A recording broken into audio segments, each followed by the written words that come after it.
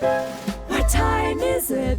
It's time for another Every Other Wednesday. All right. Well, welcome everybody. As everyone's coming in, Michael, what have you got for the group today? I have a question, and as you can see, everybody, we have a lovely and talented and brilliant guest with us. Dr. Laura is joining us, so we'll get to her and this great topic later on. But because the Olympics are on, we want to know in the chat box, please, and do scroll down in the menu thing to select everyone option so we can all see. What is your favorite Winter Olympic sport to watch? Please let us know. We have a very quiet turnout today. Chess, I suspect people are watching right now, especially in Canada. They're probably watching the Olympics. They're watching the Canadian men's hockey game right now. Pairs figure skating and ice dancing. Yeah, it's figure skating for me. Finger skating? For me, snowboard. Oh, I do like curling too. Oh, you're just stealing everyone's answers, Richard. I know. Get your own. Does everybody know where all curling stones in the world come from? I do not. They come from what looks like a small island off the coast of Scotland called Ilsa Craig. And that's where every curling stone in the world is mined from. Yeah, that's so cool. I just read that a while ago. That's so weird. That's so wacky. Yeah. That's so weird. Yeah. I've never been on Ilsa Craig, but I have seen it many times. Do you know what a traditional Canadian Valentine's Day is? No. I want to curl up with you. Oh, okay. I don't get it. All right. Well, so we have biathlon, skeleton. Rob, you'll need to explain that to me. Hockey, figure skating, curling. Did I miss something with skeleton? Is that a thing and I don't know about it? It's like a luge. It's like the luge. Okay. Yeah. Okay. All right. Sorry. It's one of those sliding down at insane speeds. Yeah, but I think skeleton is a skeleton double where you get one person puts their other person's head in their crotch or something, or is that? I don't remember. There's some words we don't use on Every Other Wednesday. There you go. Everything your mom said not to do. Skeleton. Skeleton is one of them. Gentlemen? Okay. Yeah, let's do that. Let's do that. Hello, welcome everyone. Sanjay, why don't you start us off? Okay, welcome to Every Other Wednesday. Ladies and gentlemen, my name is Sanjay. I am a speaker and author focusing on leadership and performance, known by a trademark and concept called the 10-80-10 principle. I am based in Oakville, Ontario, which is just outside of Toronto, where we are experiencing an ice storm. I wasn't actually supposed to be here today because I was doing a presentation, but because of the ice storm, they went virtual with my presentation, which afforded me the ability to get off that call about 10 minutes ago to be here. So I'm excited to be here. Mr. Haddon. Great. Thank you, Sanjay. We're excited you're here too. I'm Richard Haddon. I'm an author and speaker. I wrote Contented Cows Give Better Milk, et cetera, all the ones in the series. And I speak about leadership, employee engagement, retention, recruiting, and the new world of work. I live in Jacksonville, Florida, and I'm delighted to be here today. Michael. Thank you, Richard. And my name is Michael Kerr, coming to you as I often am in the beautiful Canadian Rockies in Canmore, Alberta. It is February 18th, 2026, in case you were wondering. I speak on workplace culture. My latest book is Small Moments, Big Outcomes, How Leaders Create Cultures That Fuel Extraordinary Results. And Canada just scored in the hockey game, if you are paying attention. So with about 4 minutes left, it is tied. It is nail biting. We need to win this one. This is very stressful if you're a Canadian. And the days today are, in case you're wondering, and Richard will be interested in two of these. It is official Pluto Day to celebrate the planet Pluto. Hockey is for everyone. Good day. Wait. Planet Pluto? Yeah, Sanjay and I want to go back to Pluto. Yeah. Planet Pluto or subplanet? Planet Pluto. Because it got deplanetized. There's a fabulous book about how it got demoted. It's hilarious. It's Drink Wine Day. It is, and sorry, Richard, today is official Hate Florida Day. Oh, I can relate to that. It's a tongue-in-cheek holiday too, but it's gentler than you might think. It is to kind of mock Florida for having nice weather at this time of year when many of us. Oh, okay, yeah. Some parts of Florida do have nice weather this time of year. Yeah. And you, as you know, the Contented Cows guy, you're going to be interested in this too. It is official Cow Milked While Flying an Airplane Day. Yes, in 1930, Never done it. the very first cow was milked from an airplane. The cow's name was Elm Farm Ollie, also known as, because cows have several names, as you would expect, Nellie J and Sky Queen. On a flight from Bismarck to St. Louis, the cow was milked, and they actually parachuted milk down to people. There you go. Now, it is my honor to get to our guest, Dr. Laura. Welcome, Laura. Thank you so much for hanging out with us. Dr. Laura Hambley Lovett. She is an award-winning organizational psychologist, keynote speaker, business leader, best-selling author, and podcast host of the highly acclaimed podcast, Where Work Meets Life. I love that title. And most recently, and I had the honor of interviewing Laura on my 5 Minutes With series of videos. And she has a hot, and in fact, you were on the Calgary bestseller list, I noticed, Dr. Laura, with your your recent book, I Wish I'd Quit Sooner, Practical Strategies for Navigating a Toxic Boss. So welcome, Laura. And that's what we're going to be diving into today. Toxic bosses versus difficult bosses. How do these creatures get created? What do we do about them? How do we manage them? How does it impact our culture? How does culture create toxic bosses? All that good stuff. So Laura, thank you for being here. Thank you for having me. And I'm hoping that you're a good luck charm because, you know, as we're watching the hockey game, I'm hoping you're present with our guest, Michael. Yeah, otherwise you get no dessert. I'm totally present. So we need this win. We need this. This win will be This is a must. The game will be recorded. I can assure you, you'll be able to see it one way or the other. I know it is. So Laura, let's start off here with the biggest possible question about this. You talk a lot and write about toxic bosses. What makes a toxic boss, and what is the difference between a merely difficult or annoying boss versus a truly toxic boss?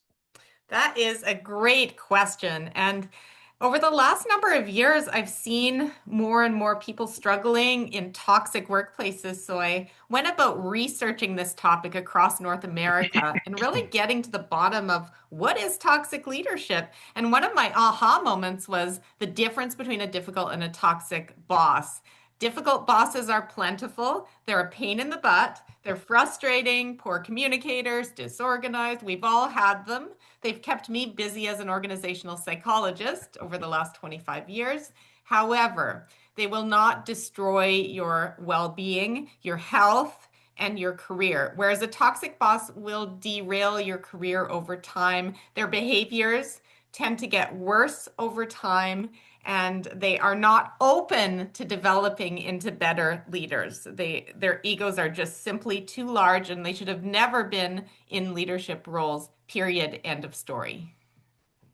So it's my first reaction. It sounds to me like the bad boss, the annoying boss, and also is redeemable. Perhaps may be redeemable. The toxic boss probably is not, but the situation is redeemable by somehow disconnecting ourselves from that toxic boss. Either we leave or they leave. Exactly. And I mean, my opinion's pretty harsh on this because the situation's pretty harsh. And people will say, hey, Dr. Laura, am I a toxic boss? And I'll say no, because a toxic boss would never ask that question. Yeah. Perfect. So, gentlemen, am I the toxic host of EOW? Yeah, you are. Yes. Yeah. We'll give you that role. Although the fact that you have the self-awareness to ask that, maybe. Okay, so I have a question, which is the idea of a toxic boss. Some people haven't, some people have experience, but what about a toxic relationship? And what's the difference between, because I'm assuming the fact that it's a power struggle. A toxic boss has authority over you, whereas a toxic relationship doesn't, but they can be just as detrimental. Like, can you comment on that? And that's kind of what went through my head. Would the strategies kind of still be the same? Like, yeah, so that's a good question, Sanjay. I mean, there's definitely toxic individuals, toxic employees, toxic team dynamics, which is a whole other topic. And people will say, why do you focus just on bosses when all these other toxic situations are going on? It's because I'd rather focus on the people that have the most influence, which is those who sit in leadership seats. And if you're toxic in a leadership seat, you're impacting so many more human lives that you lead. But the topic of toxic employees is also really, really important. Yeah. So let's back this up a little bit, because I'm always interested in the root causes of these things. So maybe looking at it through the lens of workplace culture, which we talk about here, of course. How do toxic bosses get created, and how do we end up promoting so many of them in the first place? Well, so there's 8 different personas of a toxic boss, and that's one of my contributions here. So they can come across in different ways, sometimes covertly, and this is important to answer your question, because the behaviors that are more obvious, like bullying and harassment, those are the overt behaviors that we see. But not all toxic bosses are like that. Some of them are very manipulative, sneaky, like a snake in the grass. So I have the gaslighter, I have the dishonest manipulator, the unethical corrupter, the great divider that divides people against each other. So there's these different types, but what toxic bosses tend to all have in common is they're intelligent and they're manipulative, and they oftentimes have narcissistic tendencies as well. And we know that narcissists can climb corporate ladders because they're good at selling themselves. They're confident, they're smart. Yeah, they believe in themselves. Yes, and that confidence is attractive to people because they exude that confidence that they're going to help the company make money or help the company grow or whatever it is. And that's what helps them to ladder climb so well and to convince their boss that they're great. Well, then why did 7 people leave your team in the last 3 years? Oh, they have a reason for all of them. None of them were a fit, and it was nothing to do with them. They weren't a fit. Yeah. Well, they can be very charismatic, right? Narcissists. So what do organizations need to do then to prevent toxic bosses in the first place? You need to get really clear on what behaviors are acceptable and what behaviors are not acceptable. And then you need a way to find out, are those behaviors actually happening? And you can do an annual engagement survey, but that is very surface level. That doesn't get deeper into the actual behaviors. You need to be asking your people how their leaders are doing. You need to be getting that data in a way that's secure and safe and confidential so that you can get to the bottom of things and then act on it swiftly. The worst thing you can do is get the data and then not make any decisions. It's terrible. Now, this assumes that someone in a position above the toxic boss, number one, is not a toxic boss, but also values whatever the opposite of toxicity is. I guess it's really a hopeless situation almost if the whole hierarchy in the organization is that way, because then being toxic won't be a problem. It will be promoted, it will be encouraged, it will be rewarded.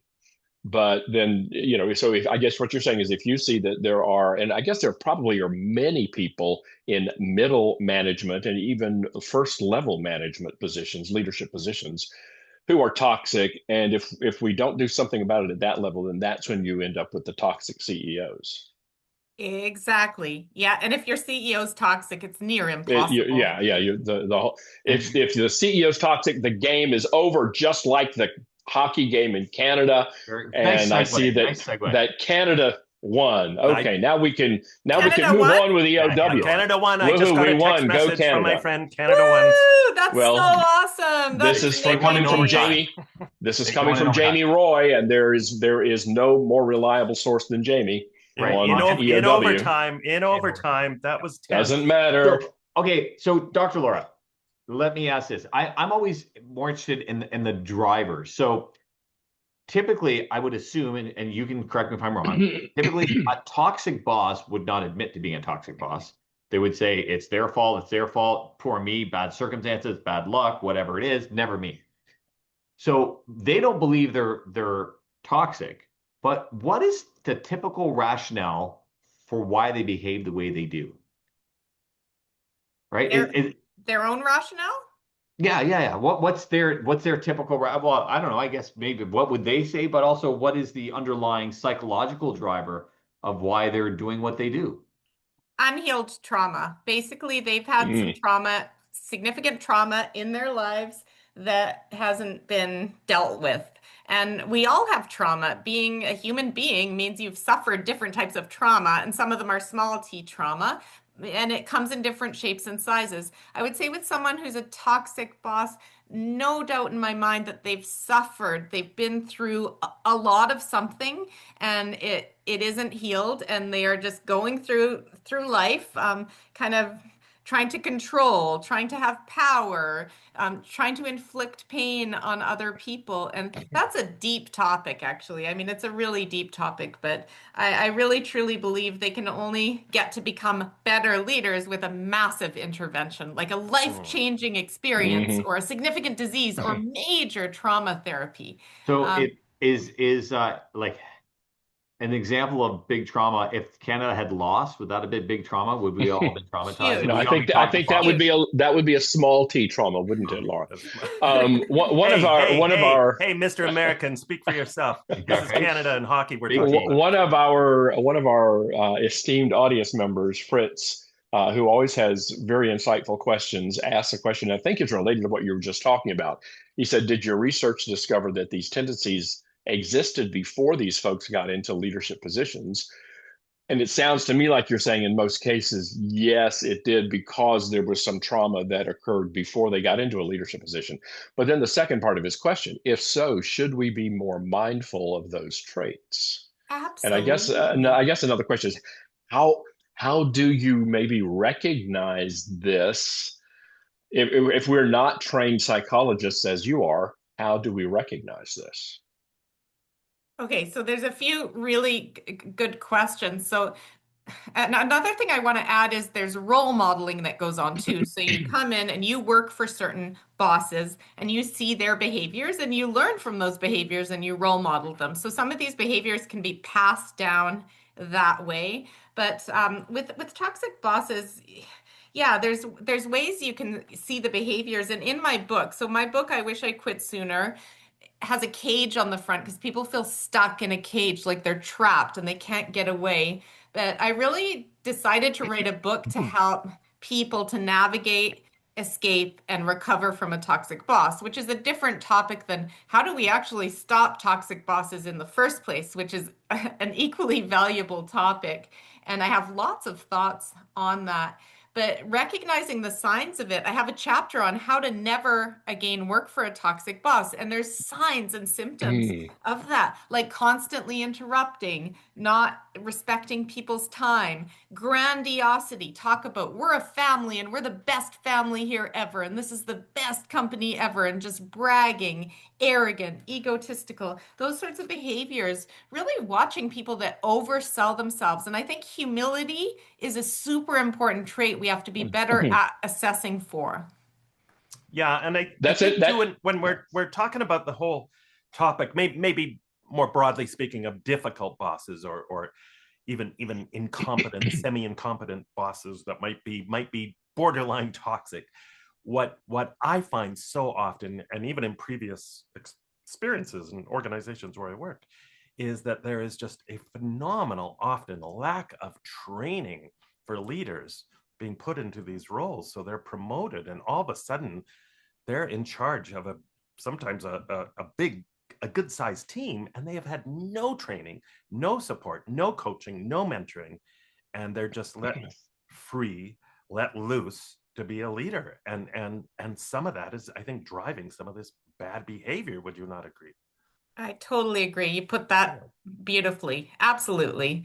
And I think some of it's bad behavior, some of it's just not having the right support and training. I think when it comes to truly toxic bosses, we're talking the worst of the worst here. We're Yeah. talking about 5%, right? Which actually equates to a lot of humans. If we look at Well, yeah, 5%. and it takes a disproportionate amount of energy away from us. So even if it is Yeah. only 5%, yeah.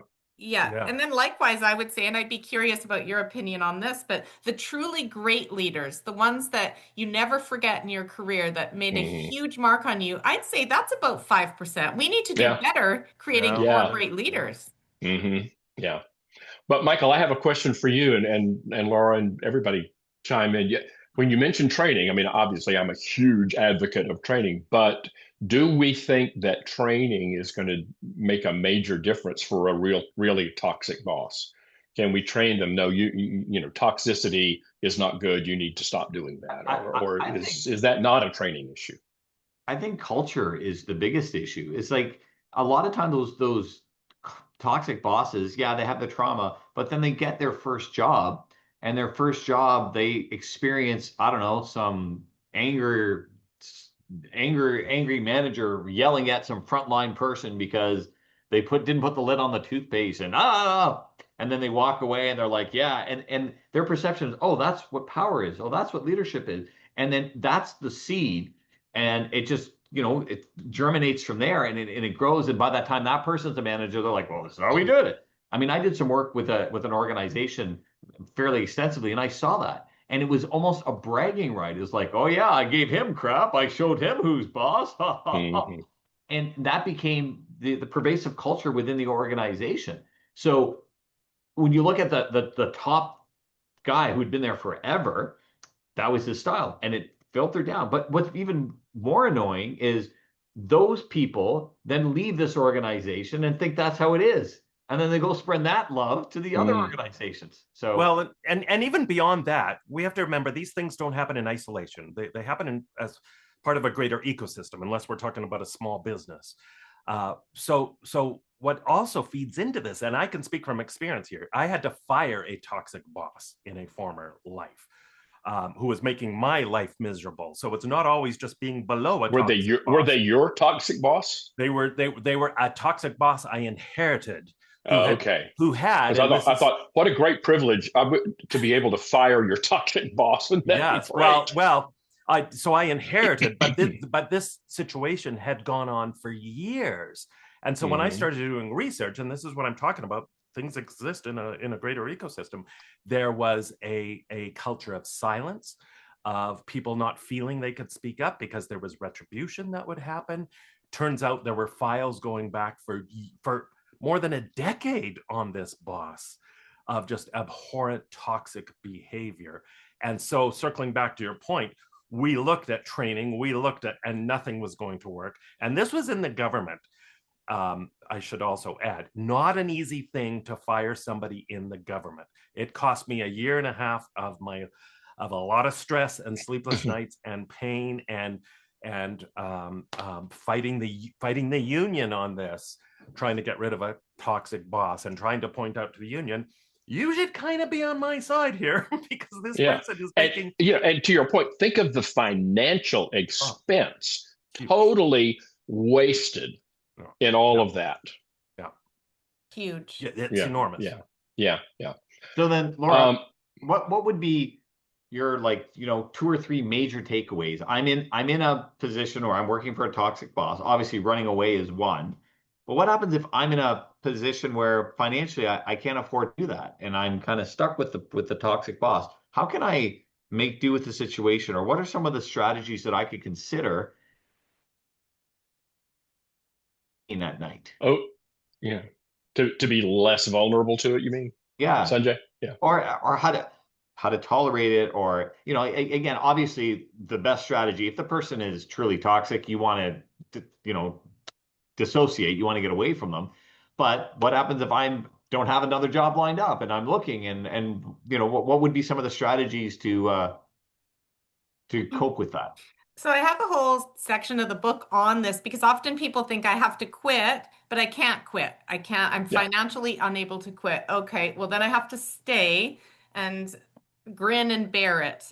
But the behaviors tend to get worse over time. But I do talk about shifting your psychological contract as one of the strategies, meaning you're just going to treat it like a job. You're going to set boundaries as best you can. You're going to take the time to rejuvenate every day because a toxic boss drains you. You're going to do all those things. So that's one outcome. But I also talk about filing a complaint. what that looks like, the pros and cons of doing that. I also talk about taking a leave. A lot of clients say, oh no, I can't do that. But we explore it in the book. There's pros and there's cons to that. But I like people to know you have options, including creating a winning exit plan, which is putting the things in place so that you can gradually extract yourself from the situation. And it may mean finding another role within the organization if it's a big enough organization. Sometimes you can do that. You can move laterally. Other times it's about quitting, but doing so in an intentional, planned way. So you're back in the driver's seat of your career. Yeah. I like that. Great advice. Yeah. Another comment from Fritz, this idea of what he calls and what MIT calls spikiness. The idea that there are some people who are so talented, they bring such value to the organization that we're going to tolerate, whether it be, I would imagine, whether it be, toxic behavior or any other thing which we would not tolerate otherwise in someone else. But because they bring something to the organization, we're going to tolerate that. Any thoughts on that? So this is about let's stop promoting brilliant jerks, basically. And it's a really spikiness. I haven't heard that term, but it's totally true that a lot gets excused when you bring something of value, including your Mensa smart. And I got into some little bit of a pickle online. I posted a video about we got to stop promoting brilliant jerks, get them out of people leadership. And then the problem is people who are neurodivergent, people on the spectrum, they're brilliant. We need those in the world. They're brilliant, creative people. But I say they shouldn't be in people leadership. Right. It's like a square peg in a round hole. Keep promoting them, but promote them into technical leadership tracks. Because it's not a character issue, but it does have consequences. I'm reminded of the medical drama House. Oh yeah. Yes. He's like, that's a classic example. I love that show. Oh, right. It's a great show. And to your point though, it's not their leadership. It's not over people. It's over smarts. It's over intelligence, and they should be promoted in that capacity. Yes. I mean, we've made that mistake, that age-old mistake for years. We were like, hey, you're a good engineer. We're going to give you a promotion. You're in charge of people. And it's like, because you're a good engineer, you're going to be promoted and now do something with a completely different skill. Yeah. Right. And this is a promotion? No, it's not a promotion. To this point, there is a financial company, Baird Financial. I think they're based in either Cleveland or Cincinnati. Don't quote me on that, but one of the two, it doesn't matter. Big financial investment firm. And in an industry known for having perhaps, some brilliant jerks, but they have taken a very public stand and they have a no a-hole rule. And they actually use the word, I'm going to be polite here and not use it, but they use the word in all their stuff because they say, no, we're owning this. And we make sure we don't hire people who are a-holes, and we get rid of them fast, and we will not tolerate that behavior no matter how brilliant you are, no matter how smart you are, no matter what your track record was. Michael, did you ever work for them? Funny. No, I didn't after I found out But isn't that really what defines culture? When we come out with a statement like that and we say, this is an absolute. There are some things that we can work on either side of, but this is an absolute, and there will be no exceptions, and we're not going to promote people who are jerks, and that's who we are. Fritz also brings up the issue of Elon Musk and Steve Jobs. I've often talked to people about Steve Jobs is apparently a real jerk, and yet there's a very you can't argue with the success of his organization. I would counter that with, but not every organization is Apple. People talk about Amazon can treat people like jerks and still people come to work for them. Yeah, but you're not Amazon. So I think most organizations have to live within some realistic boundaries. And I think, I staked my whole career on the fact that you treat people right, you'll make more money. Yeah, there are some exceptions to that. Yeah. But for the most part, I think that's what it is. So and my book, The Jerk-Free Workplace, that title is I got from a company in San Diego that created that was their highest order values principle that they came up with when they redid their values, is we're going to be 100% jerk-free workplace.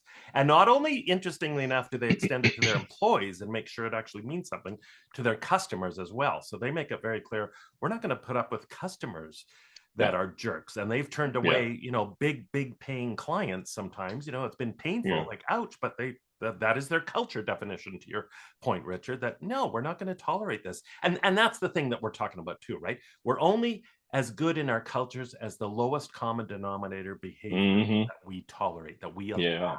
So why are we allowing this? Yeah. And exactly. Laura, do you think that when people who are in a position to either to intervene with the toxic boss, Michael, you gave the example of when you had someone who reported to you and you went through a lot to get rid of that person because it was important. I can remember 30 years ago, I was doing some training with a client. I was very, very young and very naive. And there was this one, and I had several engagements with this company, and I would come in and there was this one guy, and he was like the biggest jerk I had ever encountered, and he was in a fairly high position. I mean, it was the classic toxic boss, and I kept thinking about, do other people not see this? Am I the only one who can see it? And as I talked with the person who brought me in, they said, yeah, we've been trying to work with this for years. And I was not in this is, like I said, this is early in my career. I was not in a position really to help them figure it out. But it just occurred to me that there are most people who are really not equipped to deal with that. And yet, it's a situation that they encounter. And so I think learning, I think the way we can apply training is to train people and educate people in just exactly what Laura's talking about, how to deal with that, whether you are, have a position of authority over that toxic person, or if you are under their authority. It's the emperor's new clothes, right? Yeah, that's what Rob is saying here. Yeah. Oh, yeah. Right. You and Rob are thinking alike. Uh-oh, Rob, right? Better watch out. What a great compliment, eh, Rob? Yeah. I don't think he's thinking that, Sanjay. No, I know you were thinking that. I was just thinking. Yeah, right.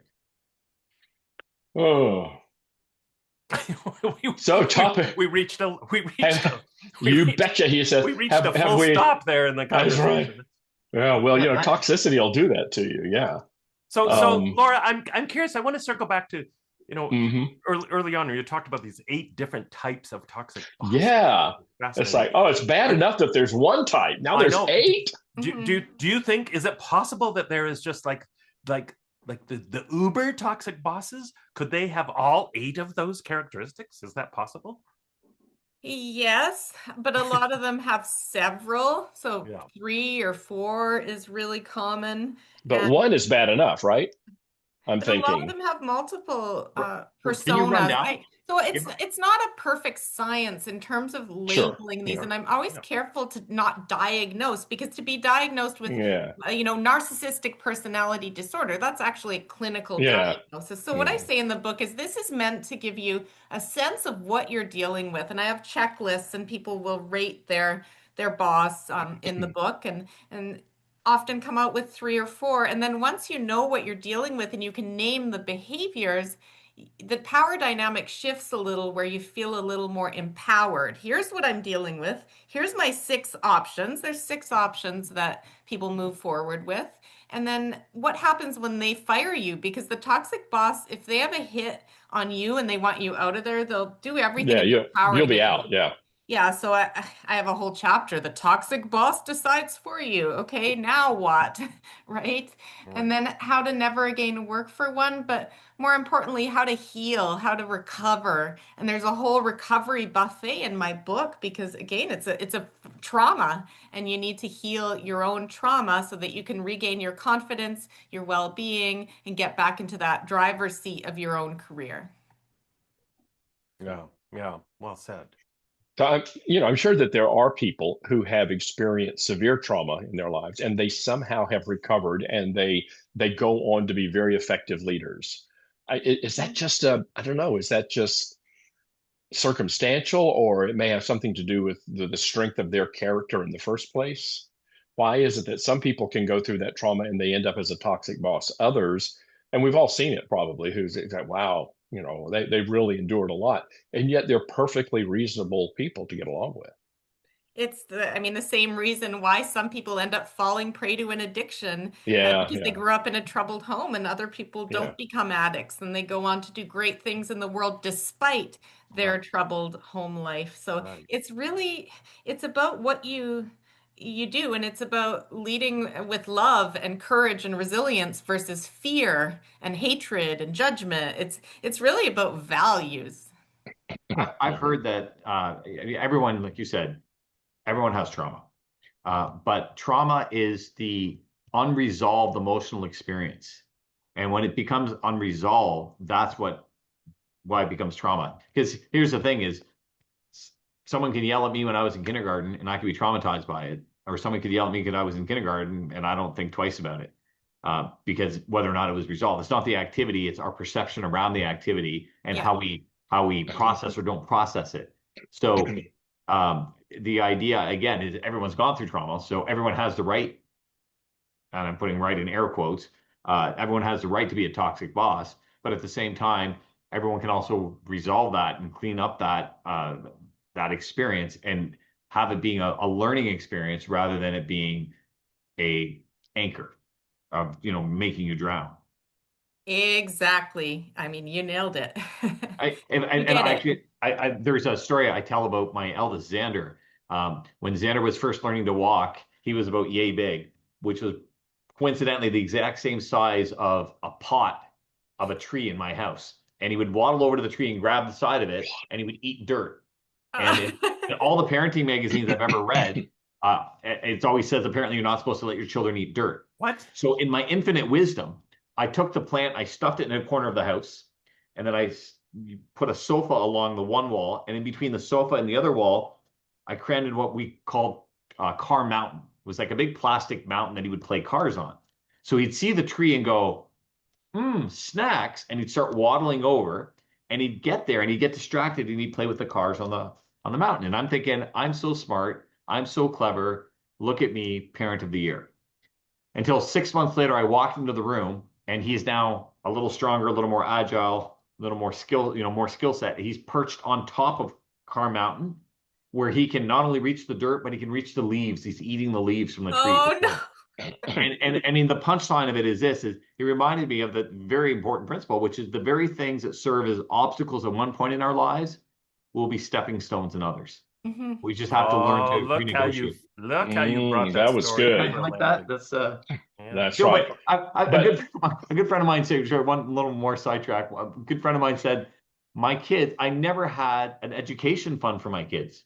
I only had a therapy fund because no matter what I say or didn't say, I was going to mess them up. If you yell at them, it's you mess them up for yelling at them. And if you didn't yell at them, how dare you not hold them accountable? They're messed up because of that.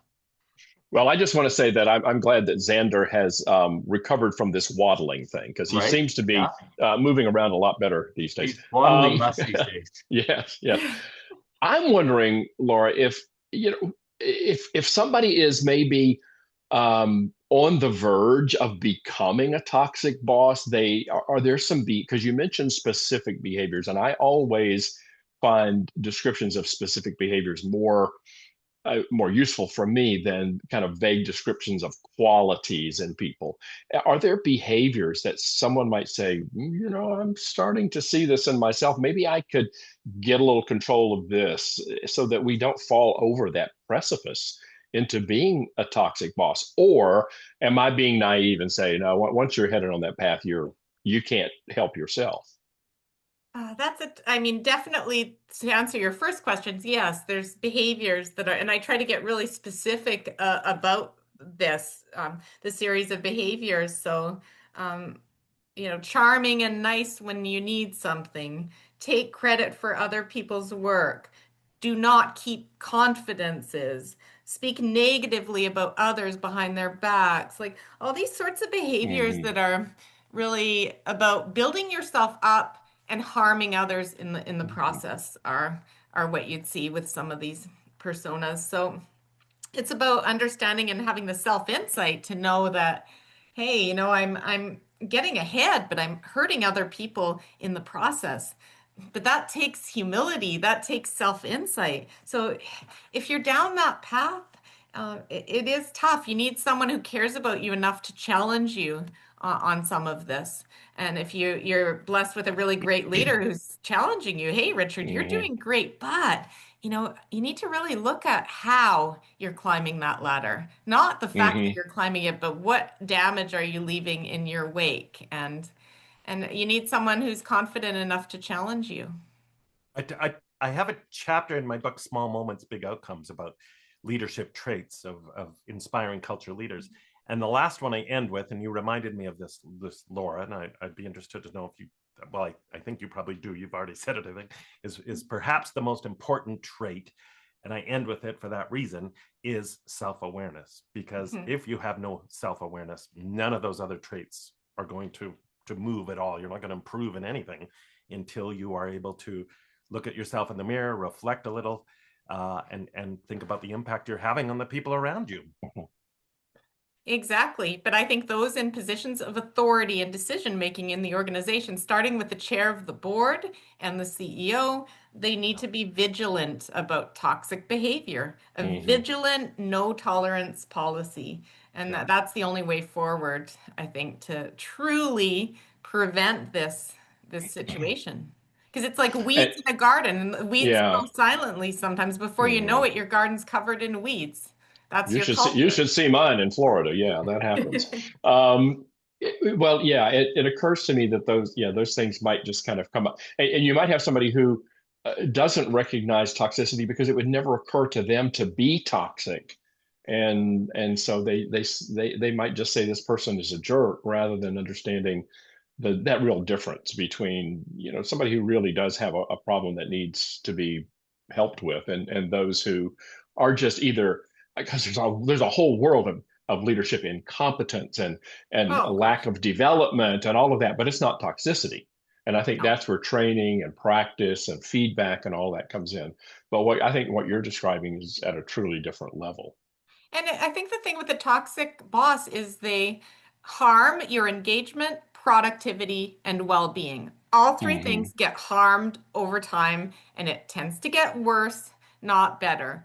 But I've been drawing a bell curve lately to try and conceptualize this, because if we say there's about 5% toxic, about 5% great leaders, well, what else is there? Well, there's good leaders, average leaders, and then there's difficult bosses. And we have a load of those too that we need to work on and with, but they have hope to become better leaders. It's the toxic ones that I'm absolutely convinced we need to not hire and promote into those positions, and we need to release them from people leadership as soon as we know what's going on.